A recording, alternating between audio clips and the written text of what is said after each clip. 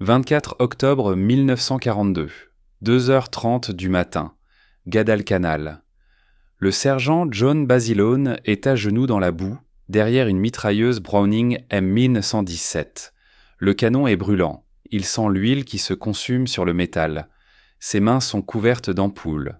Son uniforme est trempé, de pluie, de sueur et de quelque chose de plus sombre encore. Il n'a pas dormi depuis 36 heures. Il n'a rien mangé depuis plus longtemps que cela. Dans l'obscurité, il les entend revenir. D'abord, un murmure, un froissement dans les hautes herbes, des tiges qui se brisent, puis les cris éclatent. Banzai, Banzai. 3000 soldats japonais de la division de Sendai foncent droit sur sa position. Ils piétinent les corps de leurs camarades tombés 1 heure plus tôt. Ils enjambent ceux qui ont attaqué à minuit. Ils avancent en escaladant leurs propres morts comme on traverse une rivière sur des pierres glissantes. Basilone appuie sur la détente. La mitrailleuse crépite. Les traçantes rouges lacernent la pluie. Des silhouettes s'effondrent. D'autres surgissent aussitôt pour les remplacer. Quelque part, à l'arrière des lignes japonaises, le lieutenant-général Harukichi Yakutake écoute le grondement du combat. Il attend le message qui annoncera la prise de Henderson Field. On lui a garanti que cette attaque réussirait. Il dispose de 15 000 hommes sur Guadalcanal, d'artillerie, de chars, du soutien total de la marine impériale japonaise. L'amiral Isoroku Yamamoto lui-même coordonne une vaste opération navale pour appuyer cet assaut terrestre. Et surtout, Yakutake possède ce qu'il croit être l'avantage décisif. À Tokyo, tout le monde en est convaincu. Les Américains sont mous, faibles, incapables de se battre. Ils n'ont pas l'estomac pour la violence brutale du combat rapproché, domaine d'excellence du soldat japonais. Yakutake est persuadé qu'au lever du jour, le drapeau américain qui flotte sur Henderson Field sera remplacé par le soleil levant. Il se trompe. Dans les 72 heures qui suivent, l'attaque contre Henderson Field deviendra l'une des défaites les plus écrasantes de toute la guerre du Pacifique. La division de Sendai, pourtant l'une des unités les plus aguerries de l'armée japonaise, sera presque entièrement anéantie. Les cadavres s'amoncelleront dans les barbelés au point qu'il faudra des bulldozers pour les enterrer. Le déséquilibre des pertes sera si extrême que, à Washington, certains analystes refuseront d'abord de croire au rapport. Les soldats japonais avancent vers un broyeur de chair réglé avec la précision d'une montre suisse et ils l'ignorent totalement. Pour comprendre pourquoi l'attaque contre Henderson Field fut une erreur aussi catastrophique, il faut d'abord saisir ce que représentait réellement cette piste d'aviation. Il faut comprendre pourquoi les deux camps étaient prêts à tout sacrifier pour une simple bande de terre battue arrachée à la jungle sur une île dont la plupart des Américains n'avaient jamais entendu parler. Henderson Field n'était pas qu'un aérodrome, c'était la clé de tout le Pacifique Sud. À l'été 1942, lorsque les stratèges japonais observaient une carte, ils voyaient un empire immense, des îles métropolitaines jusqu'aux Indes néerlandaises, de la Birmanie aux îles Marshall. En 6 mois, ils avaient reconquis plus de territoire que n'importe quelle force militaire dans l'histoire. Ils avaient humilié les Britanniques à Singapour, chassé les Américains des Philippines, dévasté la flotte du Pacifique à Pearl Harbor. Mais un problème subsistait. La machine de guerre japonaise fonctionnait au pétrole et les champs pétrolifères conquis dans les Indes néerlandaises se trouvaient à des milliers de kilomètres du Japon. Les pétroliers chargés de ce carburant vital devaient traverser des eaux de plus en plus exposées aux attaques américaines. Pour sécuriser ces routes, le Japon devait étendre son périmètre défensif vers le sud, couper les lignes de ravitaillement entre les États-Unis et l'Australie, menacer la dernière grande base alliée de la région. Et pour cela, Guadalcanal était indispensable. L'île se situe à l'extrémité sud de l'archipel des Salomon, un cauchemar verdoyant de jungles étouffantes, de montagnes abruptes et de maladies. En mai 1942, des équipes japonaises commencèrent à y construire un aérodrome sur la plaine côtière du Nord. Elles travaillaient jour et nuit, défrichèrent les herbes de Kunai, étalèrent du corail et du gravier, importèrent des engins lourds depuis Rabaul. Début août, la piste était presque achevée. Si cet aérodrome devenait opérationnel, les bombardiers japonais pourraient atteindre l'Australie. Les chasseurs pourraient intercepter tout navire allié tentant de ravitailler le Pacifique Sud. L'équilibre stratégique de la guerre basculerait. Les Américains ne pouvaient pas le permettre. Le 7 août 1942, 11 000 Marines de la 1re division débarquèrent sur Guadalcanal, la première opération amphibie américaine depuis la guerre hispano-américaine. les Japonais furent pris totalement au dépourvu. Les ouvriers s'enfuirent dans la jungle. En 36 heures, les Marines s'emparèrent de l'aérodrome inachevé. Ils le rebaptisèrent Anderson Field en hommage au major Lofton Anderson, aviateur des Marines tué 2 mois plus tôt lors de la bataille de Midway. Et c'est là que la véritable guerre commença. Les Japonais ne pouvaient accepter la perte de Guadalcanal. Ce n'était pas seulement un revers stratégique, c'était une humiliation. Les Américains, que l'on disait décadents, mous, incapables d'initiative, venaient de passer à l'offensive. Ils avaient attaqué les premiers. Pour l'amiral Yamamoto, le sens de cet événement fut immédiat. Il connaissait l'Amérique. Il y avait vécu des années comme attaché naval. Il avait vu de ses propres yeux les usines automobiles de Détroit, observé les chantiers navals de la côte ouest.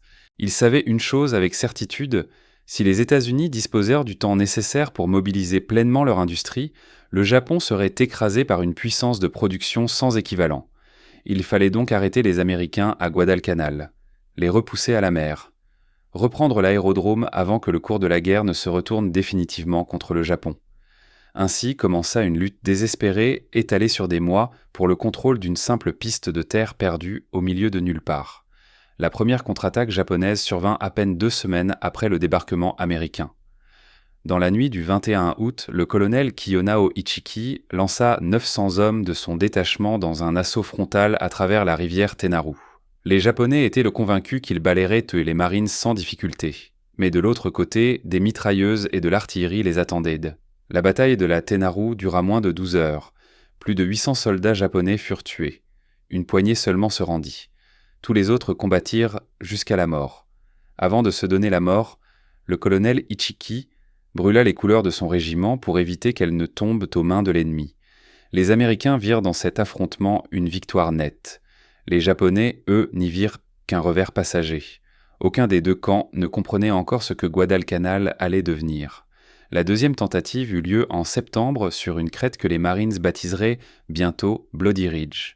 Le général de division Kiyotake Kawaguchi mena 3100 hommes à travers la jungle pour attaquer Anderson Field par le sud.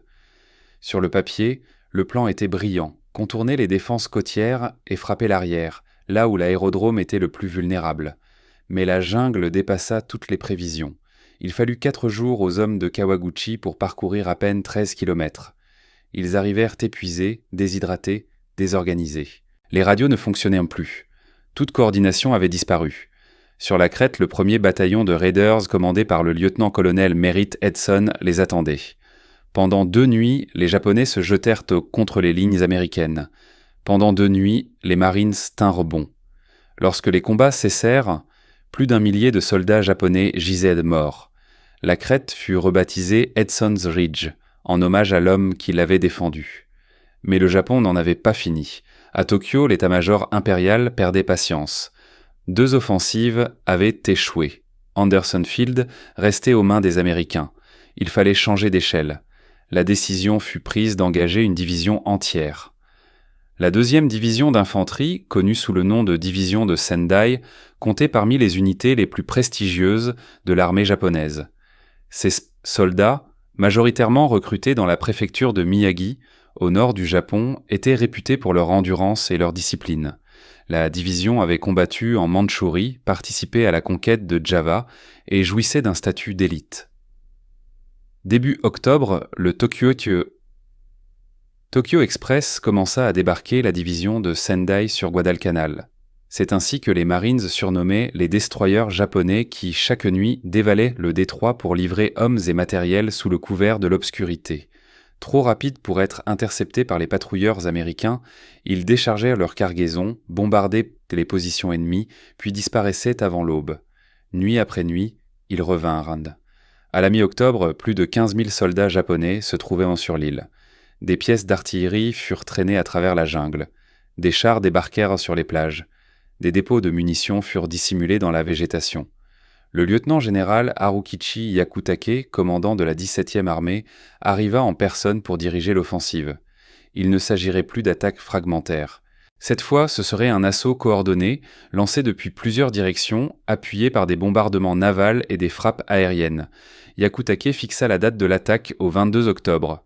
Mais avant cela, la marine japonaise réservait une surprise à Anderson Field. Le bombardement commença à 1h33 dans la nuit du 14 octobre. 2 cuirassés japonais, le Kongo et le Haruna, approchèrent de Guadalcanal dans l'obscurité, escortés par un croiseur léger et 9 destroyers. Leur mission était simple, anéantir Henderson Field. Les cuirassés ouvrirent le feu avec leurs canons de 357 mm. Chaque obus pesait plus de 600 kg. Chaque détonation résonnait à des kilomètres à la ronde. Pendant 83 minutes, le pilonnage se poursuivit. 973 obus s'abattirent sur le périmètre de Lunga, la plupart frappant directement l'aérodrome et ses abords. Les Marines n'avaient jamais rien vécu de tel. L'aide-soignant de la Navy Luis Ortega, première classe, se trouvait dans un blockhouse lorsque les premiers obus tombèrent. Plus tard, il décrirait la scène ainsi. Un sifflement, puis l'explosion. Je me suis dit, c'était quoi ça? Et puis un autre, et encore un autre. Pendant 4 heures, ça n'a pas cessé. Les raids aériens, on peut en subir 10 par jour. Ils arrivent et repartent. Mais quand des cuirassés vous arrosent, les obus s'enchaînent sans répit. Easy sans shape. Mais quand les canons de cuirassés se mettent à vous arroser, les obus s'enchaînent sans interruption. Lorsque les navires japonais se retirèrent enfin, Henderson Field n'était plus qu'un champ de ruines. Les 2 pistes étaient criblées de cratères. 48 des 90 avions stationnés sur le terrain avaient été détruits. Presque tout le carburant d'aviation avait brûlé. 41 hommes avaient été tués, dont 6 pilotes. La Cactus Air Force, ce regroupement hétéroclite d'appareils des Marines, de la Navy et de l'armée qui défendait Guadalcanal, avait été pratiquement anéantie. Les Marines appelèrent cet épisode simplement le bombardement. Ce fut le pilonnage naval le plus violent jamais subi par des forces américaines. Et ce n'était que le début. Dans les jours qui suivirent, des croiseurs japonais revinrent frapper l'aérodrome. Les raids aériens se succédèrent quotidiennement. Chaque nuit, le Tokyo Express débarquait de nouveaux renforts. Tout convergeait vers l'assaut terrestre final, celui qui devait reprendre l'aérodrome et rejeter les Américains à la mer. Yakutake arrêta son plan. L'attaque principale viendrait du sud. Le général de division Masao Maruyama conduirait 7200 hommes de la division de Sendai à travers la jungle pour frapper l'arrière de Henderson Field. L'approche était pratiquement la même que celle tentée par Kawaguchi en septembre, mais avec plus du double d'effectifs. Une attaque secondaire serait lancée depuis l'ouest. Le colonel Nomasu Nakaguma mènerait 3 bataillons et 9 chars à travers la rivière Matanikau pour percer le flanc des Marines. Une 3e force, sous le commandement du colonel Akinosuke Oka, attaquerait depuis le sud-ouest. Les 3 colonnes frapperaient simultanément. Les Américains seraient submergés. Henderson Field tomberait. Le moment de la bataille décisive entre le Japon et les États-Unis est arrivé, déclara Yakutake le 22 octobre. Cette attaque décidera du sort de la guerre. Il fixa l'assaut à la nuit du 23 octobre, mais la jungle en décida autrement. L'itinéraire choisi par Maruyama à travers l'intérieur de Guadalcanal paraissait raisonnable sur une carte. À peine 24 km séparaient la zone de rassemblement des lignes américaines. En terrain normal, cela aurait représenté une marche d'une journée. Guadalcanal n'avait rien de normal. La jungle y était si dense qu'à certains endroits, on ne voyait pas à 3 mètres.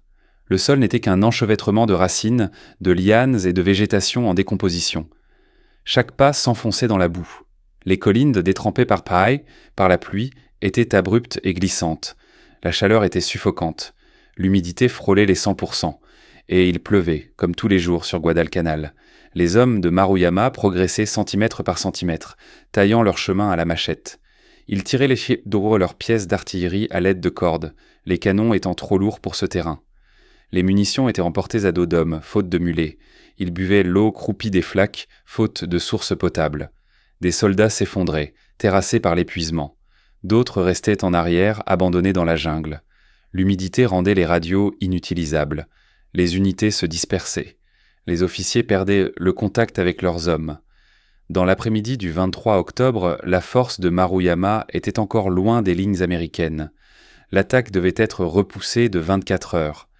Mais l'ordre n'atteignit jamais la force de Nakaguma, positionnée sur la Matanikau. Au crépuscule du 23 octobre, à l'heure prévue, Nakaguma lança son assaut. 9 chars japonais s'élancèrent sur le banc de sable à l'embouchure de la rivière Matanikau.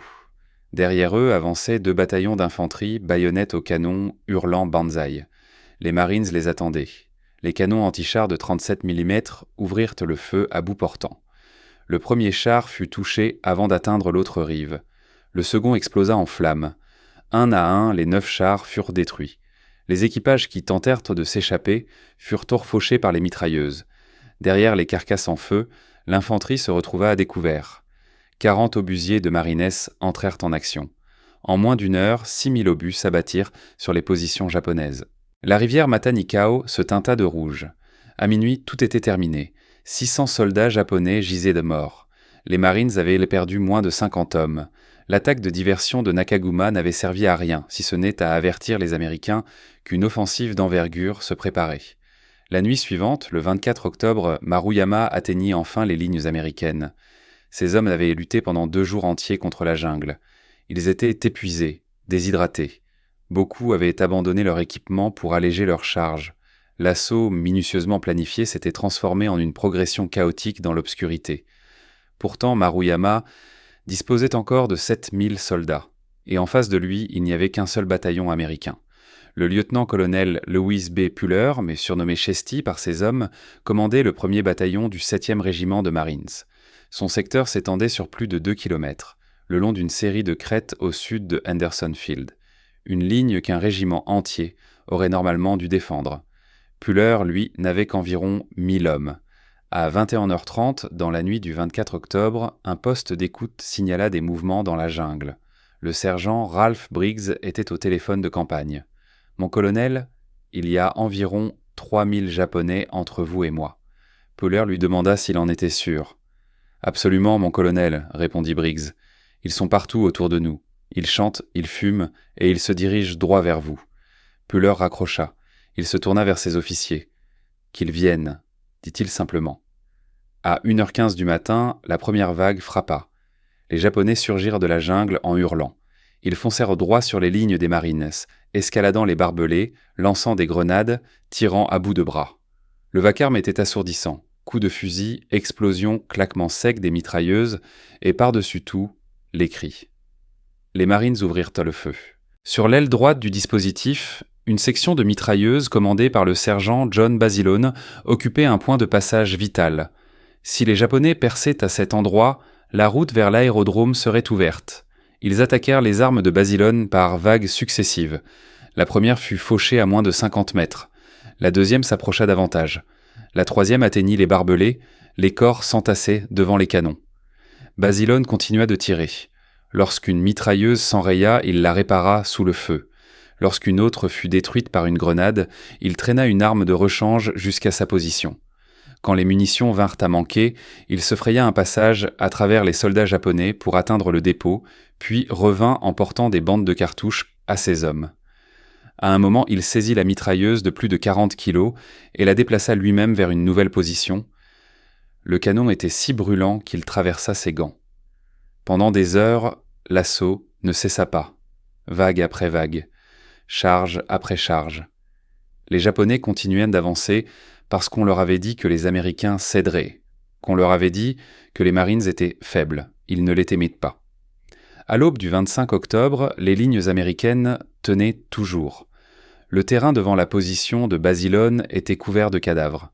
Sa section avait abattu tant d'assaillants qu'il était impossible de les compter précisément. Plus tard dans la journée, lorsque les Marines firent le décompte, ils découvrirent plus d'1 millier de corps japonais dans un rayon de quelques centaines de mètres autour du périmètre. À la seule position de Basilone, 38 corps formaient un amas unique, là où la mitrailleuse les avait pris en plein découvert. Basilone n'avait pas dormi depuis 3 jours. Il n'avait rien mangé. Lorsqu'il posa enfin la tête contre le rebord de son trou de combat, ses hommes comptèrent les munitions. Plus de 26 000 cartouches avaient été tirées. Pour ses actions cette nuit-là, John Basilone recevrait la Medal of Honor, le premier marine engagé à obtenir cette distinction durant la Seconde Guerre mondiale. Mais la bataille n'était pas terminée. Maruyama avait encore des milliers d'hommes dans la jungle, et il refusait d'abandonner. Dans la nuit du 25 octobre, les Japonais attaquèrent de nouveau. Cette fois, ils frappèrent les lignes américaines depuis plusieurs directions. Des éléments de 3 bataillons s'abattirent sur le secteur de Puller. Une autre force attaqua la crête à l'ouest. Une troisième frappa les positions tenues par les Neno, par les soldats de l'armée du 164e régiment d'infanterie. Pelelininho Aftepa, la première unité de l'US Army à combattre sur Guadalcanal. Les combats furent encore plus violents que la nuit précédente. Au poste de commandement de Puller, le colonel était penché sur la radio, coordonnant les tirs d'artillerie tandis que les balles sifflaient au-dessus de sa tête. Lorsqu'un officier d'état-major suggéra un repli, sa réponse entra dans la légende. On ne se replie pas. Les Marines ne se replient pas. On reste ici, et s'il le faut, on meurt ici. Ils ne moururent pas. Ils tinrent. Toute la nuit, les soldats du 164e, des gardes nationaux du Dakota du Nord, furent engagés par petits groupes dans les lignes des Marines. Ils étaient sur Guadalcanal depuis moins de 2 semaines. La plupart n'avaient jamais combattu. Ils étaient terrifiés, désorientés, plongés dans l'obscurité totale, sur un terrain qu'ils ne connaissaient pas. Ils se battirent quand même. Au matin, la seconde attaque avait échoué. De nouveaux corps japonais jonchèrent la jungle, des blessés rampaient péniblement vers l'arrière. La division de Sendai se vidait de son sang contre des défenses qu'elle était incapable de briser. Le 26 octobre, Maruyama ordonna une dernière attaque. C'était un pari désespéré. Ses hommes étaient à bout de force. Ses unités disloquées. Il avait perdu le contact avec la plupart de ses commandants. Mais Tokyo exigeait des résultats. La marine attendait au large avec des transports chargés de renforts. Et l'honneur de l'empereur imposait de continuer.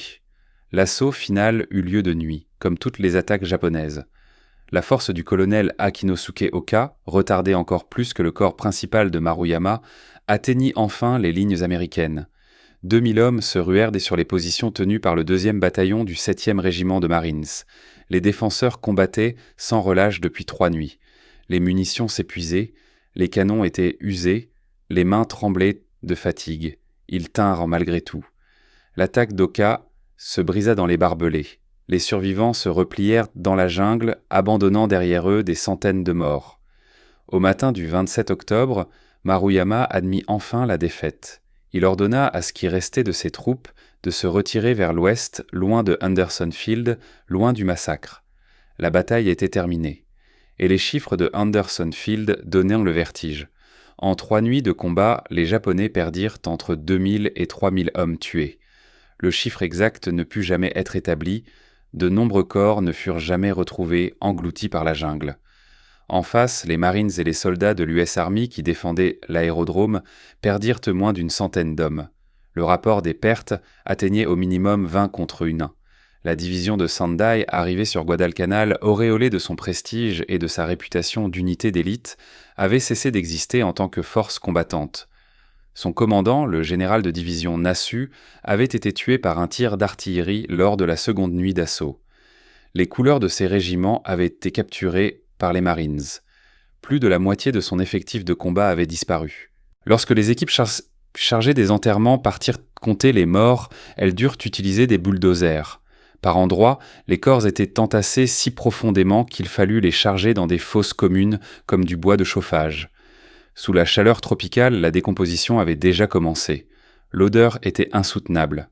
Quelques jours après la bataille, une seule équipe de récupération dénombra 1462 cadavres dans le secteur tenu par Puller. Les Japonais s'étaient engagés dans un champ de mort conçu pour les détruire. Les Marines disposaient d'une artillerie que les Japonais ne pouvaient égaler. 40 obusiers couvraient chaque axe d'approche vers l'aérodrome avec des réserves de munitions pratiquement illimitées. À chaque rassemblement ennemi en vue d'une attaque, les canons entraient en action. Les Marines avaient également des mitrailleuses que les Japonais étaient incapables de réduire au silence. La Browning M1917 pouvait tirer 500 coups par minute. Une seule arme, correctement positionnée, suffisait à stopper un bataillon entier. Ils avaient aussi les barbelés qui canalisaient pas les assaillants vers des zones de tir parfaitement préparées. Les Japonais devaient les escalader ou les découper sous le feu. Dans les 2 cas, ils se retrouvaient exposés. Et les Marines possédaient autre chose encore. Ils avaient des hommes comme John Basilone et Chesty Puller, des hommes qui refusaient de reculer, qui tinrent leur position pendant 3 nuits d'enfer et qui prouvèrent que les Américains pouvaient se battre aussi durement et aussi longtemps que n'importe quel soldat au monde. On avait dit aux Japonais que les Américains étaient faibles. Ils apprirent la vérité dans la boue, les barbelés et le sang de Henderson Field. Mais l'importance de cette bataille dépassait largement le simple décompte des morts. Henderson Field avait tenu. La Cactus Air Force, bien que décimée et épuisée, continua d'opérer depuis une piste criblée de cratères.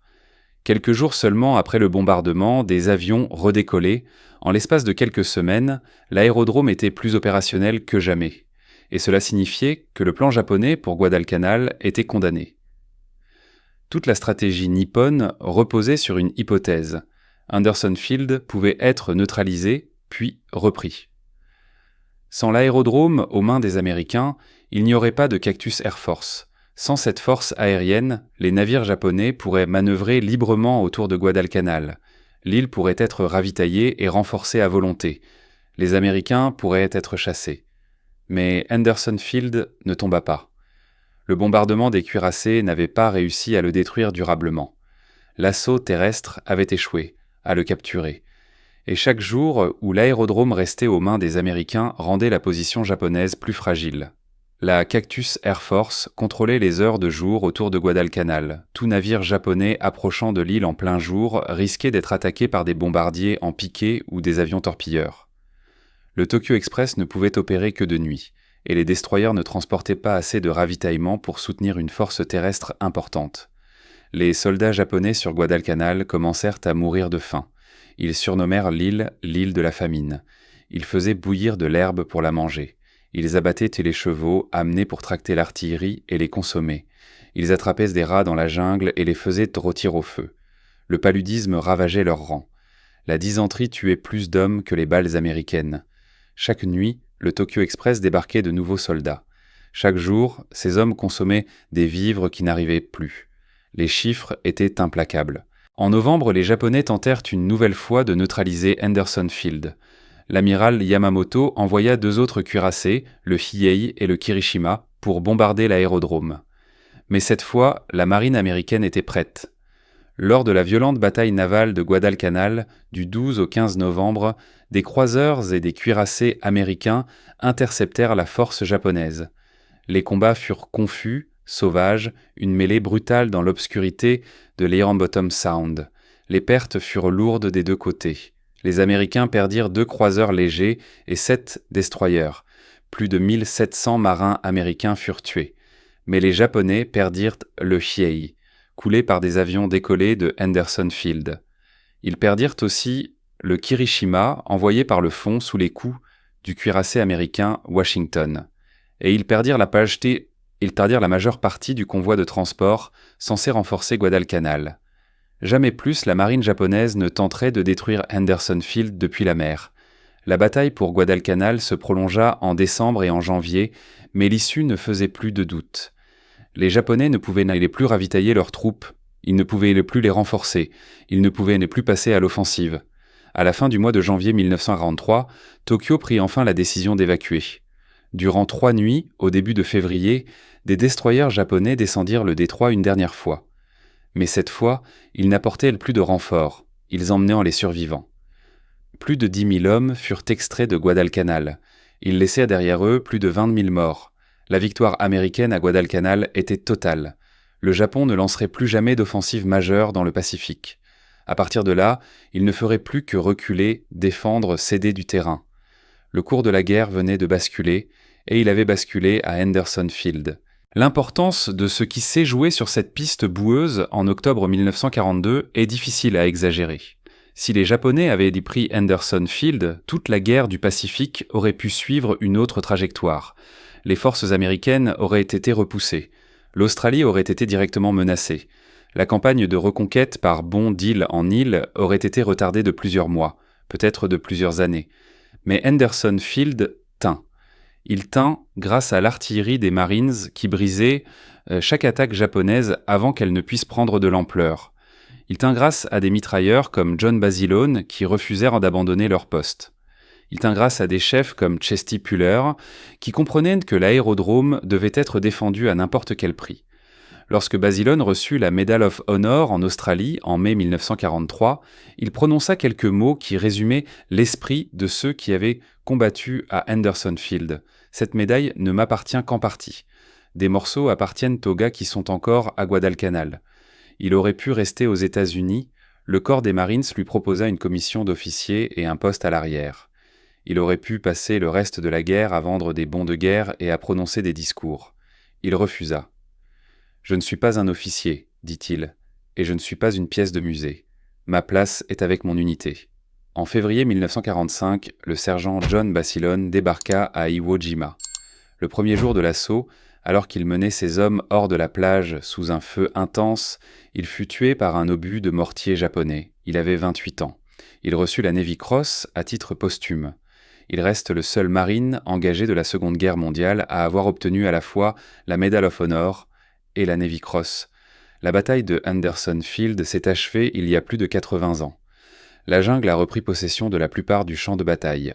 La piste où Basilone combattit est aujourd'hui l'aéroport international de Honiara, qui dessert la capitale des îles Salomon. Des touristes y atterrissent à bord d'avions commerciaux sans se douter de ce qui s'y est joué. Mais la leçon de Henderson Field demeure. Les Japonais pensaient être invincibles. Ils croyaient que leur esprit triompherait des machines américaines. Ils étaient convaincus que leur volonté de mourir briserait la détermination de l'ennemi. Ils avaient tort. À Henderson Field, les Américains prouvèrent qu'ils pouvaient opposer au courage japonais un courage équivalent. Ils démontrèrent donc que la puissance industrielle et la maîtrise militaire pouvaient vaincre des attaques humaines lancées en masse. Ils montrèrent qu'une position défensive, correctement préparée et tenue avec obstination, pouvait anéantir une force offensive, aussi déterminée soit-elle. La division de Sendai apprit cette leçon dans les barbelés au sud de l'aérodrome. Elle l'apprit dans la boue, face aux mitrailleuses de Basilone. Elle l'apprit dans les cratères creusés par l'artillerie des Marines. Lorsqu'elle eut fini d'apprendre, la plupart de ses hommes étaient là morts. En 1942, le Japon attaqua Henderson Field, tenu par les Américains. Il jeta sa meilleure division contre un seul bataillon de Marines.